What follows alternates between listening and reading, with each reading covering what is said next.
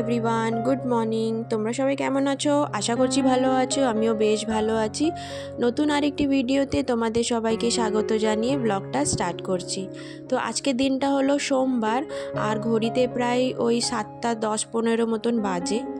তো আজকে ঘুম থেকে উঠতে একটু দেরি হয়েছে, তার কারণ মেয়ের অনেকটাই শরীর খারাপ, মানে ওর সর্দি কাশি অনেক বেশি হয়ে গেছে।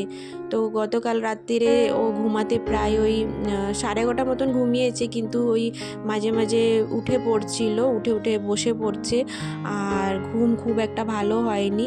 তো মেয়েকে আজকে স্কুল পাঠাবো না, যেহেতু ওর নাক এতটাই সর্দি হয়েছে, নাক বন্ধ, তারপর ওর নিঃশ্বাস নিতেও কষ্ট হচ্ছে।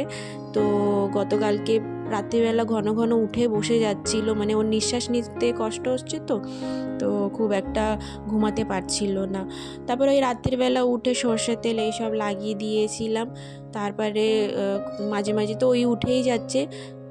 তারপরে ওই ভোরের বেলার দিকে একটু ঘুমিয়েছে, তো তার সাথে সাথে আমারও ঘুমটাও নষ্ট হয়েছে, আর তাই ঘুম থেকে উঠতে অনেকটাই দেরি হয়ে গেছে।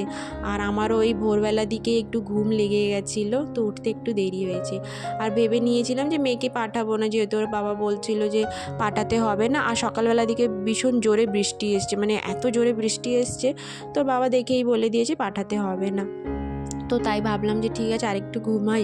চোখও ভীষণ জ্বালা দিচ্ছিল, তো খুব একটা ভালো লাগছে না। দেখবে ঘুম ঠিক মতন না হলে না শরীরটাও বেশ ভালো লাগে না, কেমন একটা অস্বস্তি বোধ হয়। তো যাই হোক, তারপরে এই ঘুম থেকে উঠে, আর মেয়ে এখনও ঘুমাচ্ছে, আর এখন আমি ব্রেকফাস্টটা বানিয়ে নিচ্ছি। তো রুটিটা বানিয়ে নেওয়ার পরে ওকে ঘুম থেকে তুলবো। আর আমাদের তো অনেক দিন ধরেই দুধ, যে দুধ দিতে আসে ছেলেটা, ও আসছে না, তো ওই বাইরে দিয়ে কিনেই দুধ আনা হচ্ছে। তো আজকে গতকালকে না ওই দুধ আনতে বলতেই ভুলে গেছি আমি। তো তাই ভাবলাম যে ঠিক আছে, অমলেট বানিয়ে দিই। তো ওই ডিমটা বানিয়ে দিচ্ছি, আর এইটাই দিয়ে আমরা আজকে ব্রেকফাস্ট করে নেব। আর বলে যে ওই সর্দি কাশি হলে বলে যে দুধ খেতে নেই, তাই আমি খুব একটা সকালে আনতে বলতে পারতাম হাজব্যান্ডকে, কিন্তু আমি বলিনি, যেহেতু সর্দি কাশি হলে বলে দুধ খেতে নেই। তো তাই ভাবলাম ঠিক আছে, আজকে ডিম দিয়ে দিই।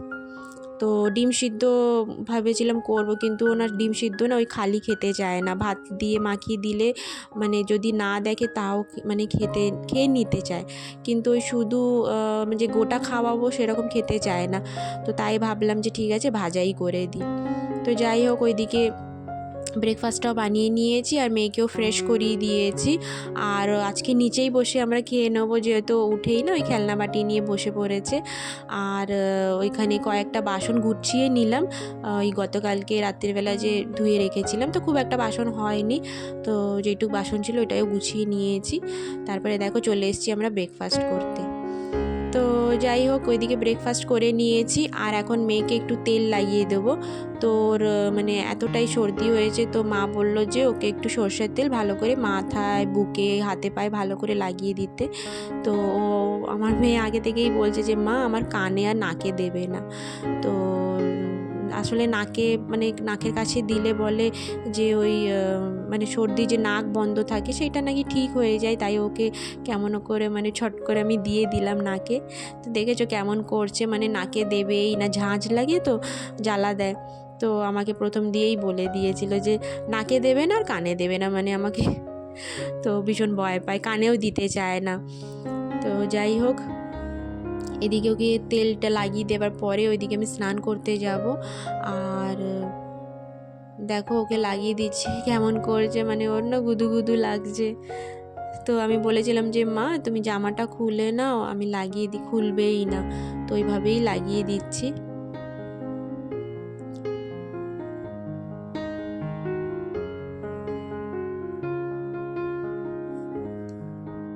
আর ওষুধ তো খেতেই চায় না।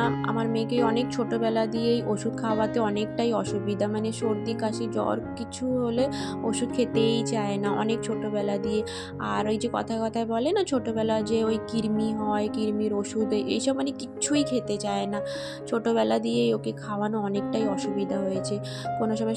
আর ছোটোবেলা যখন ওই যে বাচ্চা 1 বছরেই মানে আরও ছোট থাকে, যখন ওই সর্দি হলে তখন তো বেশিরভাগ ওই তুলসী পাতার রস এইসব দেওয়া হয়, সেটাও ওকে খাওয়াতে অনেকটাই অসুবিধা হতো। ভাবো অত ছোটোবেলাতেও ওই মানে 5-6 মাস কিংবা 8 মাস ওইরকম যখন ছিল তখন থেকেই আমাকে ওষুধ খাওয়াতে ভীষণই অসুবিধা হয়, মানে নিলেই না বমি করে দেওয়ার মতন করে। আর ওই মাঝখানে স্কুল দিয়ে ওই কৃমির ওষুধ দিয়েছিল, তো সেটা মানে ঘরে দিয়ে দিয়েছিলো, ব্যাগে দিয়ে দিয়েছিলো যে ঘরে গিয়ে খাইয়ে দেবে, তো সেটাও যেন তো খাওয়াতে পারিনি, মানে ওই চামচে করে একটু জলেতে গুলিয়ে নিয়ে খাওয়াতে বলেছিল, কিন্তু সেটাও ওকে খাওয়াতে পারিনি। মানে ওষুধ খাওয়ানো ভীষণই বিরক্ত হয়, তাই ওর যখন ওই শরীরটা খারাপ হয়, জ্বর সর্দি এরকম কিছু হলে না আমার ভীষণ টেনশন হয়, তার কারণ খুব একটা মানে ওষুধে খেতে চায় না। আর জ্বর হল ঠিক আছে, সর্দি কাশি তাও ছাড়ো, মানে কেমনও ঠিক হয়ে যাবে, কিন্তু ওই জ্বর হলে তো ওষুধ তো খেতেই হবে, আমার অনেকটাই অসুবিধা হয়। তো যাই হোক কেমনও করে খাওয়াই কিছু বলে বলে। তো তারপরে দেখো স্নান করতে যাব, তো ঝট করে ফোন আসলো যে অ্যামাজন থেকে যে তোমার ডেলিভারি এসেছে, মানে সামান এসছে, তো নিয়ে যাও। তো তারপরে গেলাম আমি আর মেয়ে, আর দেখো মেয়ের জন্যে ওয়াটার বটল অর্ডার দিয়েছিলাম, তো অনেক খুঁজে খুঁজে ওয়াটার বটলটা অর্ডার দিয়েছি, যেরকম দেখেছিলাম ফোনে সেই রকমই একদম এক্স্যাক্ট এসছে। তো তারপরে এই যে মেয়ে মানে আমাকে দেখাতেই দিচ্ছে না, মানে ও দেখাবে ও দেখাবে, তো ভীষণ ভালো এই বোতলটা দেখলাম। আর আমার দিদিরও পছন্দ এসে, দিদিকেও আমি ওই ফোন করে ওকে ভিডিও কলে দেখিয়েছি, তো দিদির মেয়ের জন্যও নেবে বলছে, তো আমাকে বলছিলো যে তুই লিঙ্কটা পাঠিয়ে দিস আমি নেব, যেহেতু ও না অনেক খুঁজেছে, মানে ওই ভিতরে স্টিল থাকে না, এরকম না পাওয়া যায় না, তো ভিতরে স্টিলেরটা নিলেই ভীষণ ভালো।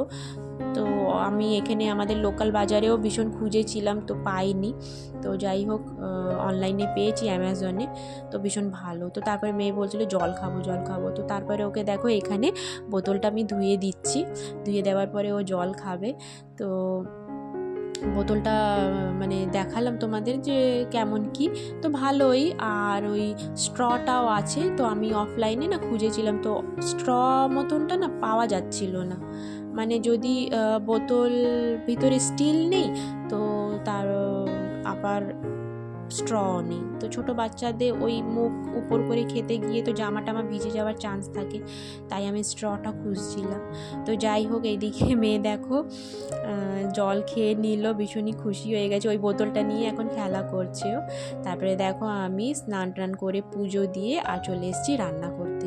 তো আজকেও পুঁই শাক বানাবো, যেহেতু হাজব্যান্ডের পুঁই শাক না ভীষণ পছন্দ, তো আবার পুঁই শাক নিয়ে এসছে, তাই বলছি তুমি তো কালকেই খেলে আবার পুঁই শাক, বলছে হ্যাঁ বানাও ভালো লাগে।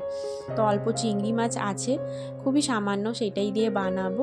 তো ওইদিকে আজকে পুঁই শাকে না ওই সিম দেবো, যেহেতু কয়েকটা সিম ছিল তো দিয়ে দেবো এর মধ্যে, আর কুমড়ো আছে, কুমড়োটা ভীষণ আজকে ভালো।